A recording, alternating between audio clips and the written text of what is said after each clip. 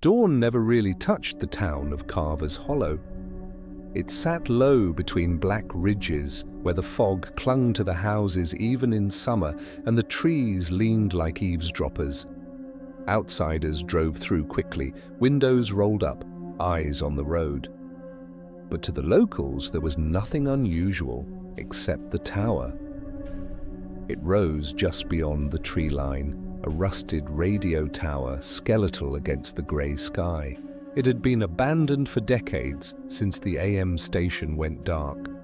The concrete shack beneath it had caved in, windows boarded. Yet sometimes, when the fog pressed heavy, a faint signal could be caught if you twisted the dial just right. The first time Tyler heard it, he thought it was a prank. He was driving back from the night shift, headlights bouncing on the wet asphalt, radio humming static. He fiddled with the knob absent-mindedly until a voice slipped through, soft, raspy, almost human. "Don't look behind you." Tyler jerked upright. The signal faded to fuzz. He laughed it off, but his rearview mirror itched. He forced himself not to check until he reached home. The next night, he tried again. Nothing. On the third night, though, the voice returned. "You can't ignore us forever." The signal lasted longer this time, threaded with faint laughter that prickled his skin. When he told his girlfriend Lena, she smirked. Probably some pirate station, creeps broadcasting from their mum's basement? But curiosity gnawed at him. Soon Tyler wasn't just tuning in on his way home.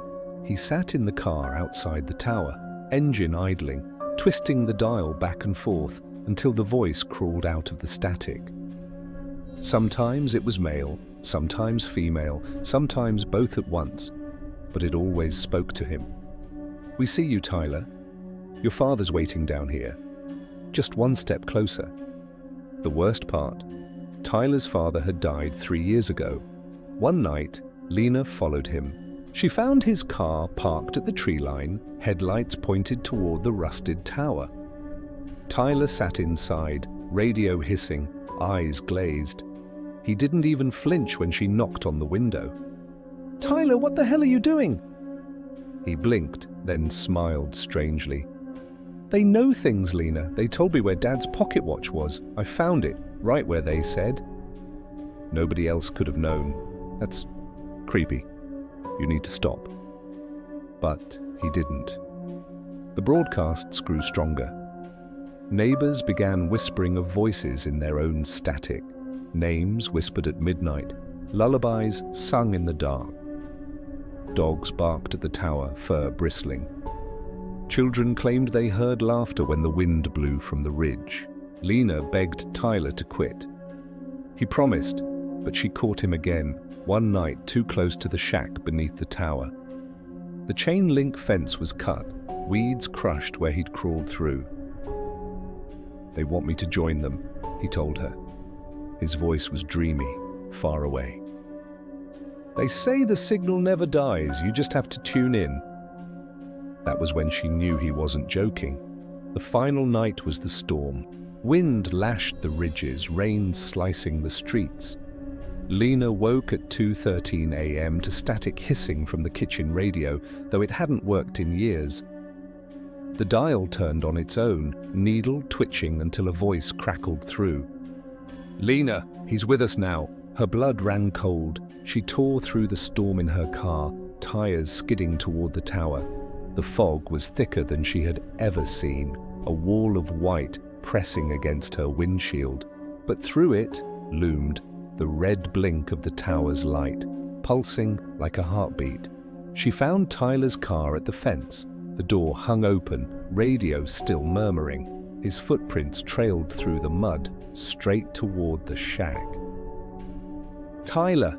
she screamed. Her voice vanished into the storm. The shack door hung ajar.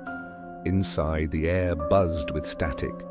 Old equipment, dead for decades, glowed faintly, knobs turning by themselves. The air stank of ozone and rot. In the center stood Tyler. His face was pale, eyes unfocused, lips moving soundlessly. His hands rested on the rusted transmitter as though it were alive.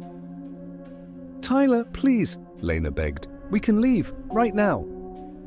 He turned, slowly, his mouth stretched into a smile too wide, too sharp. "They're already inside, Lena. You can hear them too, can't you?" She froze. Beneath the storm, beneath the hiss of static, she did hear something. Faint voices, dozens of them overlapping. Some laughed, some sobbed, some whispered her name. "Join us," they breathed. "Broadcast forever." The lights flickered. Shadows moved across the walls, shapes without bodies, mouths without faces. Tyler reached for her with trembling hands. Lena backed away. "You're not him." But he kept coming, eyes glowing faint red with each blink of the tower outside. The radio howled louder, voices rising until the shack shook. And then the storm swallowed her scream. Neighbors said the lightning struck the tower that night, frying what little equipment remained. But in the weeks that followed, truckers driving the ridge swore they picked up a strange frequency on their CBs. A faint voice, sometimes a woman's, sometimes a man's, always soft, always urgent. "Don't look behind you." Most changed the channel. Some listened longer. A few never came home, and the tower's light still blinks, faint and red, pulsing like a heart that never stops.